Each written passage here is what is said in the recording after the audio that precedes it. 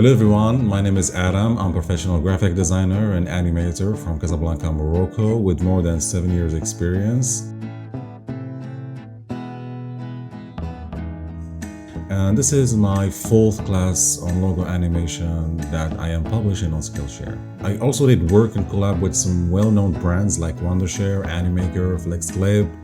I did some work for some big YouTube channels I don't want to mention the name of. In my free time when I'm not designing, I like to play games. So I play games like CSGO, Valorant. I also like story mode games like Dark Souls, for example, or Warhammer. So as you may know, there are a lot of techniques when it comes to animating logos, but for our class today, we'll be doing liquid animation.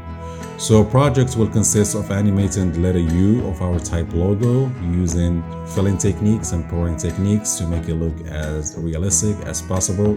Now, the reason why I chose liquid animation is because it's something that is really used in the industry, and it's something that's add more life to your animation. It does make your animation look more realistic. Now, I do understand that liquid animation can be so difficult, especially if you're doing frame by frame animation.